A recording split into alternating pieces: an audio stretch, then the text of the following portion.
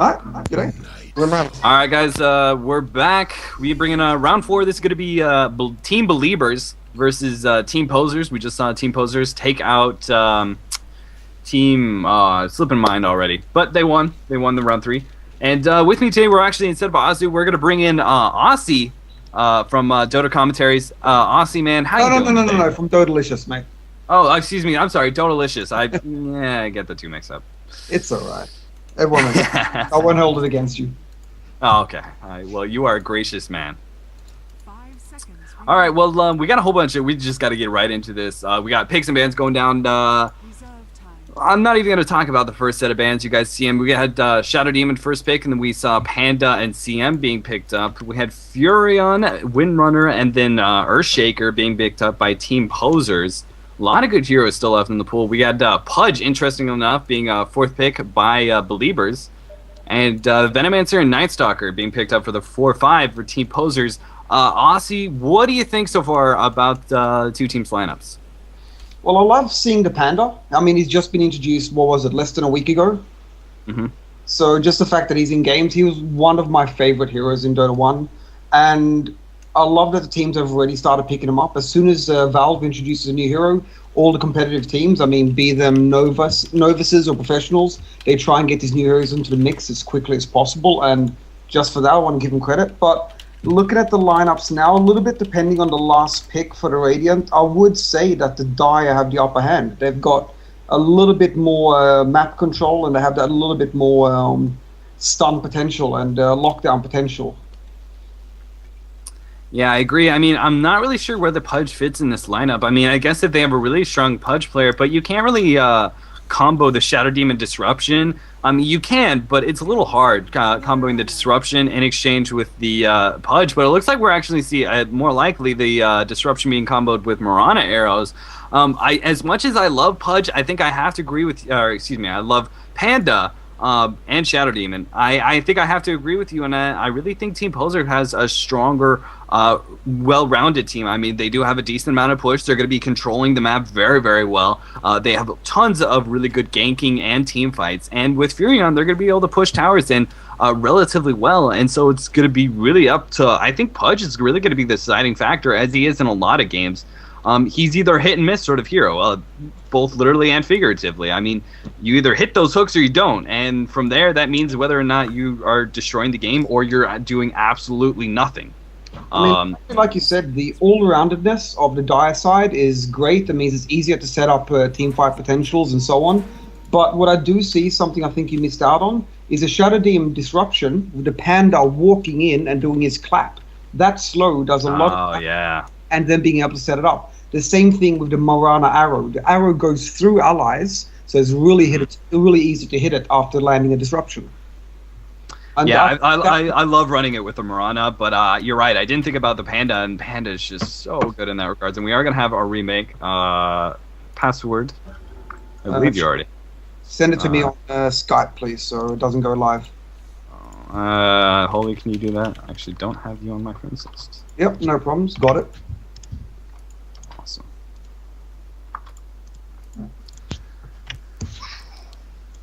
Remake? I can't see it again. There we. Okay. Same password. There we go. I'll ask Gino.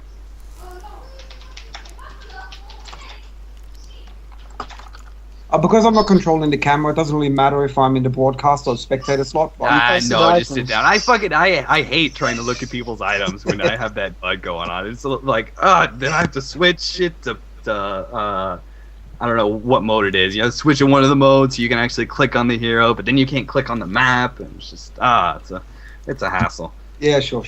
It's most important is that the streaming guy or the camera guy has it. Yeah.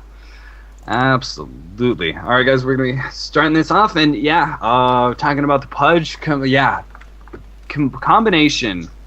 Shadow Demon, I'm trying to think of what the lineup was because I was sort of scatterbrained at the time, but are they going to be running a tri-lane with the Panda? I can't remember what their, they have the, I don't know. We'll just wait until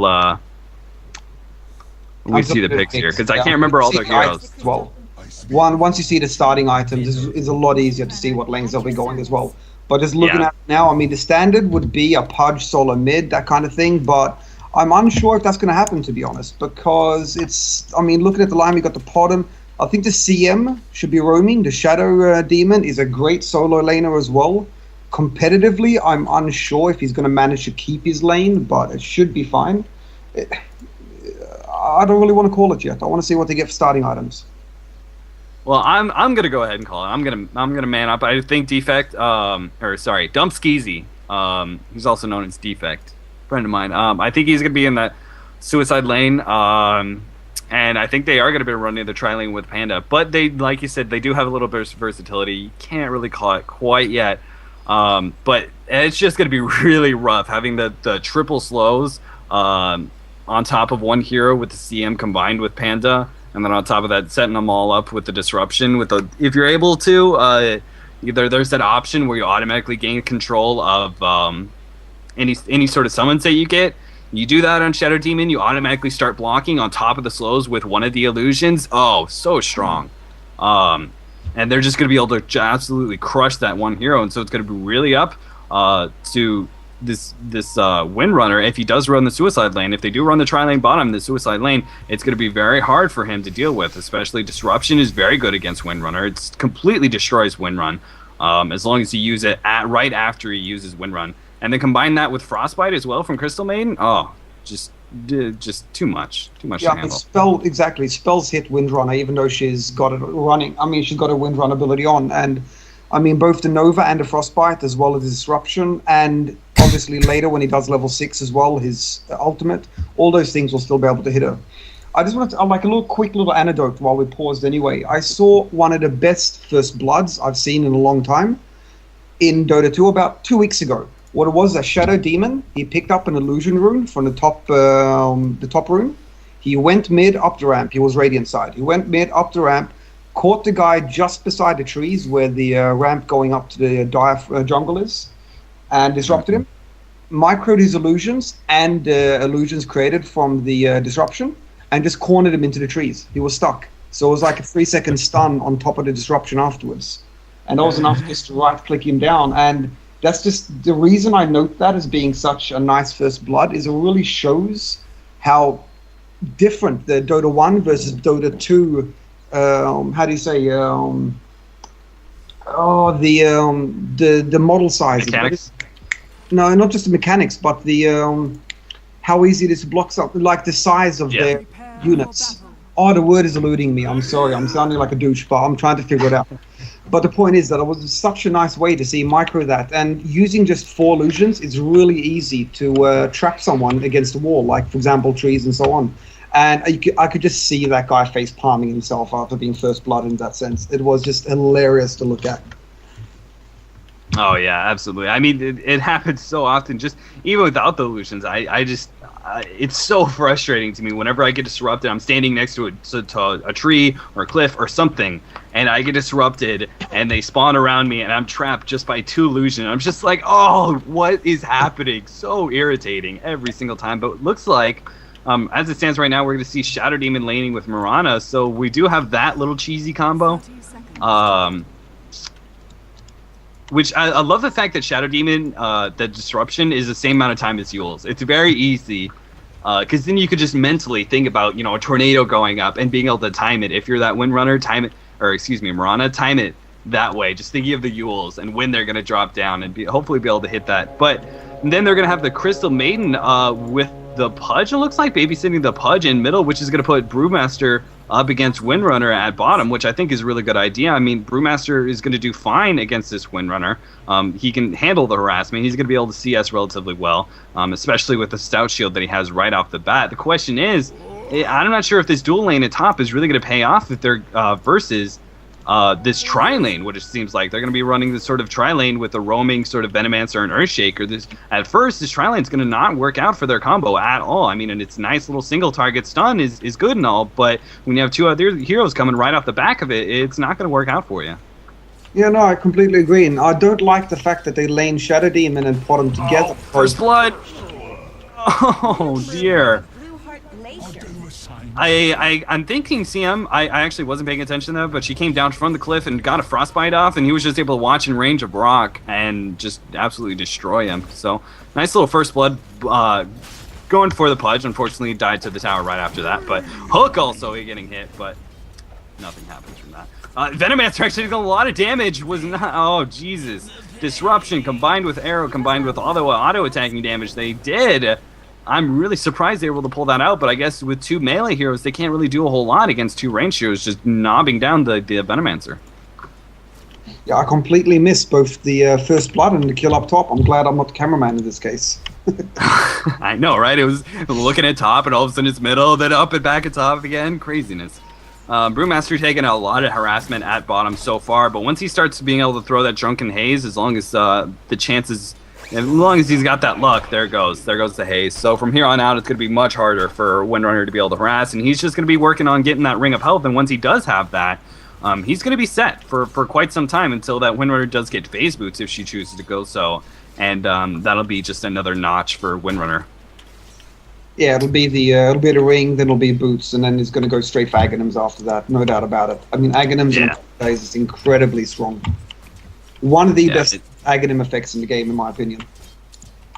I love the fact that they brought Brewmaster. Like earlier, I was giving Valve some shit when they what was it? It was Silencer and Spirit Breaker that they brought in. I was just like, I thought you were bringing in competitive heroes. What is this? Where's the Panda? Where's the Shadow Demon? But ever since they've been brought in all really good heroes. Unfortunately, the rumor that I'm hearing about the next hero being Phantom Lancer, not a big fan. I hate Phantom Lancer so much. Phantom Assassin.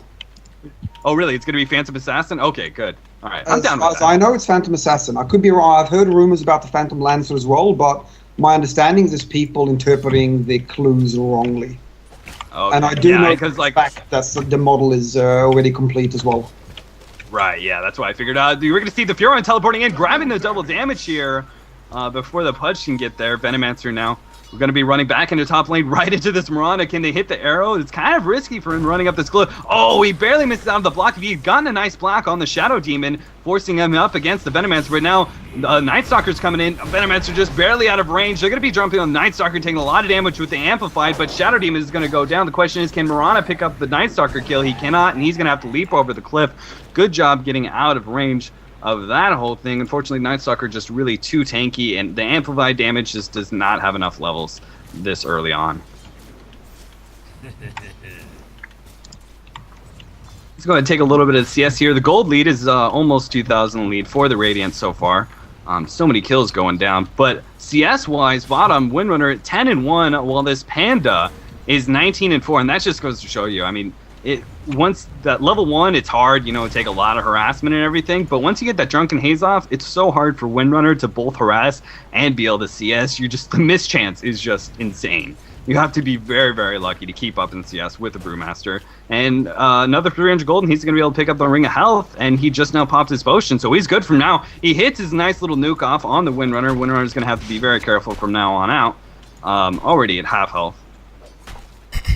Yeah, exactly. I mean, a melee hero has always had an easier time last hitting than what a ranged one does, unless they're standing in melee range. But yeah, I mean, so now he's used up all his 6 tangos. That's what he bought. He also got the Crow to give him a salve.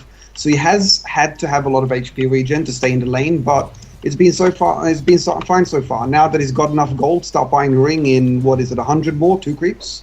He's going to be impervious on the lane, and he's not going to have a problem anymore. And Windrunner is going to lose more and more on it. He needs to get ganked soon. Oh, Windrunner, what are you doing? Oh, he's going to go down. He was microwaving the courier or something there. He had a nice little shackle shot and then just stood there tanking creeps as the courier was bringing him. I believe that was a bottle. Yeah, it was a bottle he just brought him. And Brewmaster just took that opportunity to just walk forward and hit his gigantic clap that does so much damage. Insane. 300, and on top of that, the giant AoE that it does, and the amount of slow is just amazing. Interesting item pickup for him. He went straight for the phase boots instead of going for a ring. That'll allow him to last hit even easier on the lane, give him that extra damage, as well as after the stomp, he's able to catch up to him and keep on chasing him a lot more effectively, just being able to harass her down.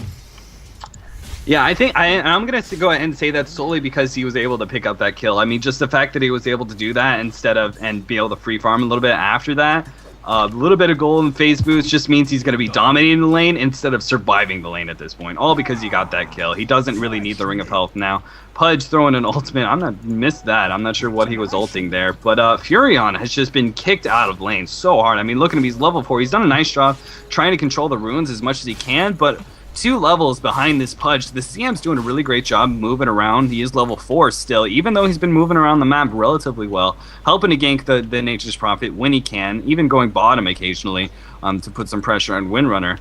But really, the first 9 time has occurred, and unfortunately, Night Stalker is only level 4, and that's really, I don't really like Night Stalker. I mean, having against a Pudge would be even worse, but I really don't like a Night Stalker in these sort of tri-lanes because you're giving up so much experience to the other supports unless they're staying completely out of lane for you.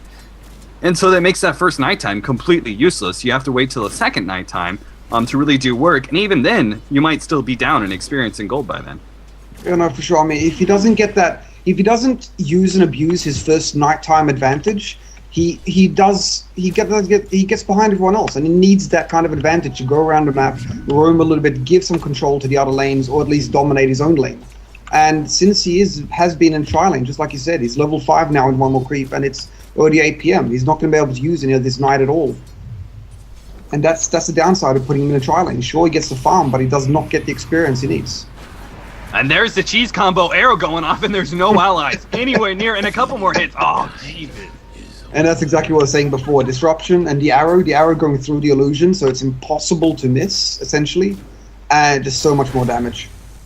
Yeah, they're going to jump on this, but it's still a 2v2, and with the Shadow Demon levels, now the Pudge coming in easily going to hit a hook. Great job hitting that hook. Unfortunately, no levels of Flesh Heat, but they are going to pick up another kill here. So they kill all 3 heroes in the Trine lane with the help of the Pudge. Great job, and Pudge, I mean, I said earlier, if Pudge is going to be all about Pudge, in my opinion, and if he does well, if he ganks very well, if he is able to hit really good hooks, he's going to be able to dominate the game. And as it stands, he's doing a great job. He hasn't really missed a whole lot, and a lot of that game, I think, is riding on him because of that. Brewmaster is actually going to... he was circling around the Windrunner, but Windrunner very smartly backing off and hugging the trees as well. Was able to get a range, but she just has to be so scared against a phase boots Brewmaster without her having upgraded boots. The fact that she went for bottle and then also died, she's just going to get crushed in this lane from now on. I really don't understand the bottle pick. The only thing I can think of is her needing the HP and then possibly bottle crowing to be able to abuse power shot a little bit in the lane, but it doesn't make sense. There's so many other items that she could have gotten that would have been much more effective against that Panda. Yeah, I really agree. I mean, phase boots, I think, would be one of those main ones. I mean, just being able to get out of range of the Brewmaster very easily, and then also the added damage of harassment and CSing is just so important, in my opinion. But we'll have to keep an eye on Pudge now, double damage so far with the Urn of Shadows, 3 charges already in, and he's well on his way. We're going to see a teleport top. Furion going in. They're going to try and pick off this Mirana, who is very, very low health. Already popped her leap, so she's probably going to go down here. She does have a teleport. She can try and use that, but no, there goes the Night Stalker stun, and she's going to go down. So they do pick up 1 kill, at least there. But still, at the same time, that means they used 4 heroes in order to pick up 1 kill, and unless they do like a lot of tower damage or something here, I'm not sure if it was worth it. You got Brewmaster, who's still going to be free farming at bottom. Oh my goodness, the Pudge hooks, picking up the Venomancer, and now the Earthshaker's also in a little bit of trouble. Purge goes off, and he's going to be taking so much damage. Look at Vanda just crushing him. Now the Night Stalker's in trouble, only level 5. He cannot get out of range, trying to auto-attack the Brewmaster, but he has too much health. And going down as well. Great job. Brewmaster now popping the ultimate, afraid of the Windrunner power shot, which missed, but still, very smart play popping that anyway. And he might be able to pick up this kill. Fortunately, just waiting for that Storm to be able to hit that Cyclone, but does not pick that up. And now, 11-3 now, the gold graph very much in the favor of the Legion, or Radiant. I'm losing him. I was going to note that during that first 4-man gank up top, the 4-man fight, Panda got another kill on the Windrunner bottom. Oh, nice. So that's how that's why he TP'd up top lane directly afterwards.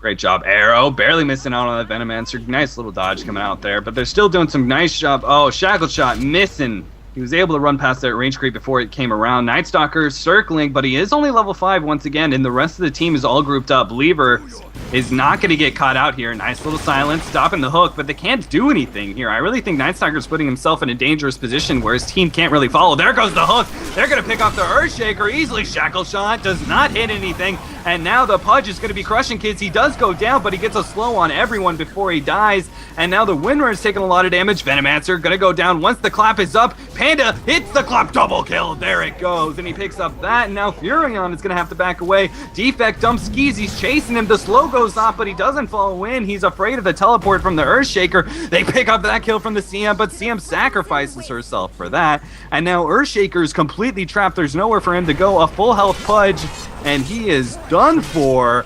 Gotta cancel that teleport, man. There they go. They all have to cancel their teleports, and they're probably gonna have to give up this tier 1 tower. Oh, nice little attempt at a hook, but the teleports was just, it took so long for it to teleport in. Nice little try. But now Venomancer is here to try and defend the tower, and he does have level 3 wards, so because he didn't instantly die once he teleported in, he can defend the tower now. Yeah, it's that little extra delay that comes when more than one unit tries to teleport on the tower within a certain time. The teleporting time becomes a little bit longer, like the channeling.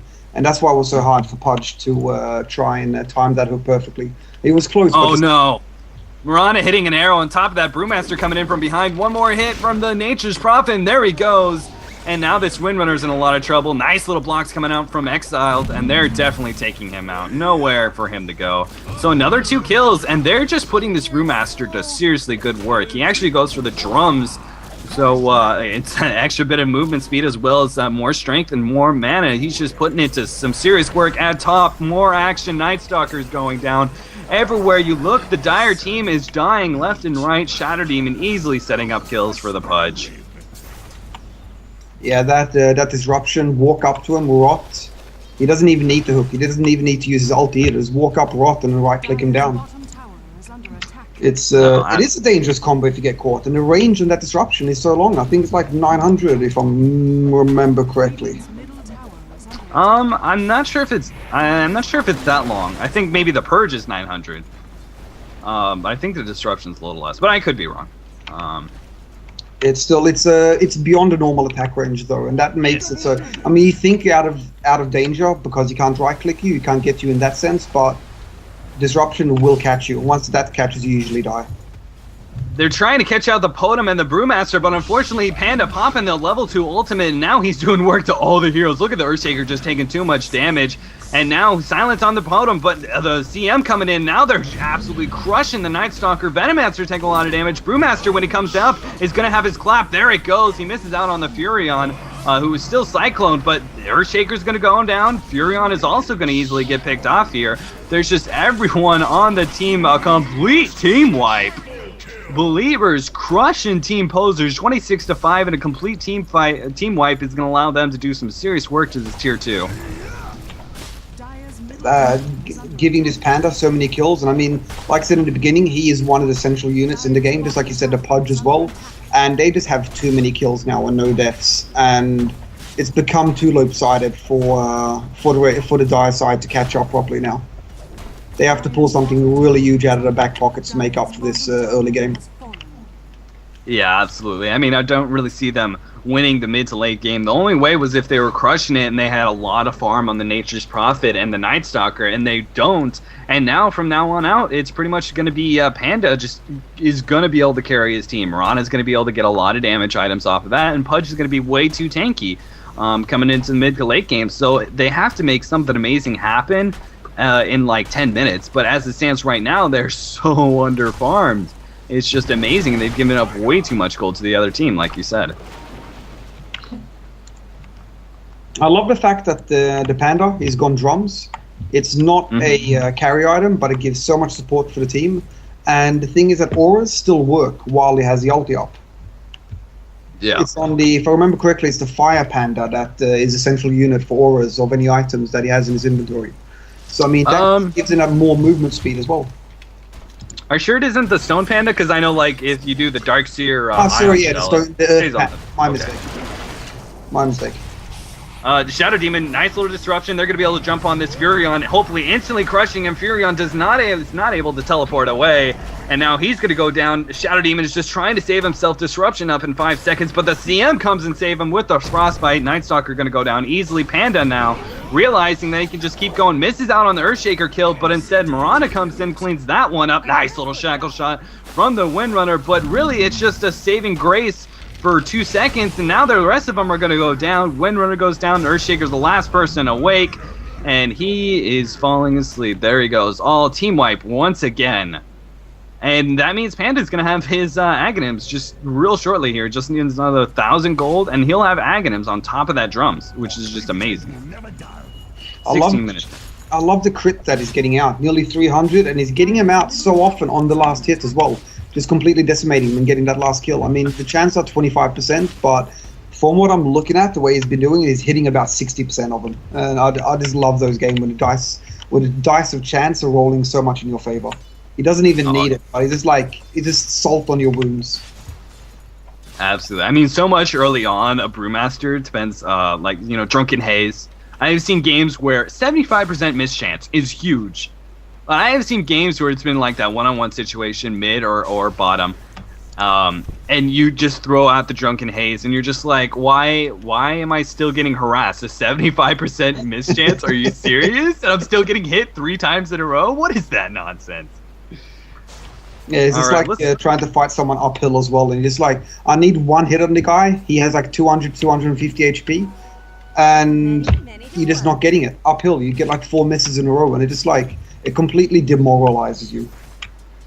I don't know what's with this this tournament, but it seems like every single game that we've watched so far is a complete stomp. This is almost 17,000 gold lead for the Radiant in 17 minutes in. So once again, this has happened almost every single game with me. It's 1,000 gold lead for every minute, pretty much, for one team or the other. And that's just, you would think this late in the tournament you would have some really more epic games, but at this point, but belieBers just strutting their stuff and absolutely crushing. A little bit of miscommunication there. Arrow tried to hit, but a disruption went off. Venomancer's going to go down anyway, but he pops out his ultimate before he dies.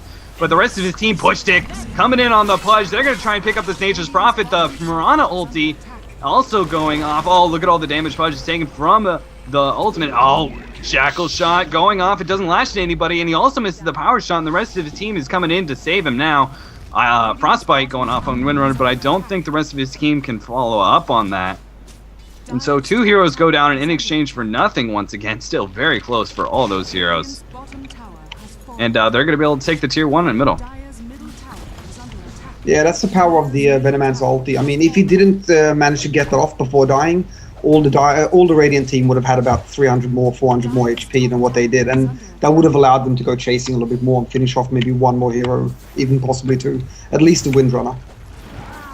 So there's always a good move popping. I mean, if the ulti is so low in, if you're about to die anyway, at least try and do the damage you can to the enemies before dying. Nice little arrow landing on the Windrunner by the Mirana, but unfortunately they kind of turned around on this. Everybody's kind of low. Night Stalker's going to get picked off here once again by the Pudge. There he goes. Shackle shot. Nice little shackle shot going off. Disruption also helping save the Mirana from all that damage that was incoming. Another hook by this Pudge. Ryuburo's landing it like a boss. I probably just butchered that name. But that's alright. So Aussie, if you were the Dire team right now, I know the lead is just insane, but what do you do to come back in this lane? Come back in this game, excuse me. I would send my leading hero, for example, in this case, most likely Night Stalker, out to farm the jungle, somewhere way out from the Radiant team to be able to catch him, just to catch up on a little bit of gold, because, I mean, you're not going to defend better 4 people or 5 people when the situation is this lopsided. So try and get him out there. Furion, he could possibly go and backdoor a tower while a team fight's going on, just to get extra gold and a little bit of map control out once either the push or the defense has been over, and then try and use that to your advantage. I mean, apart from that, you can only try and coordinate yourselves a little bit better. Some smokes, some more wards. There's really nothing you can do that is like on the spot. This has to be done to win. Baiting out the CM, the Panda using his ultimate, and now they're just crushing kids, pretty much just with the Panda ultimate. He's got a little bit of support coming in, but easily kills 2 heroes by himself. Now going for a 3rd Windrunner. picking up that kill now. Also, nice little job. I love seeing people micro the Panda very well. He used the Cyclone, and then once he was done, purged the Cyclone down. Once he was ready to take on the Venomancer, he purged it away and took him out. So 4 heroes go down, and GG, well played, being called out. And I love all the manners that I'm seeing today. Earlier, the game before, I watched the team compliment the losing team on the things they did right. And now I'm seeing good lucks in the finals and that sort of thing. It makes me feel good. I get a nice warm feeling in my belly when I see that. Yeah, no, for sure. The Dota scene is famous for being, well, less than manners. Blaming assholes. Yeah, exactly. I mean, seeing something like that, just like out of the blue, you get crushed. I would like to say you get completely raped in a game. It's 40-5. It's not even close to even. They haven't had any advantage since about 30 seconds into the game. But still, good luck in the final, just like you said. It's heartwarming. Absolutely. All right, guys. Well, we're going to move on. I'm pretty sure it's the finals next. I haven't actually been looking at the brackets too much, but that's going to be game. Yes, belieBers is going to go on to face, presumably, it's either Giga or Sith Happens. I believe they're playing right now. My money's on Giga, but we'll have to watch. But either way, it's going to be a really good game. And guys, don't go anywhere. We'll be right back.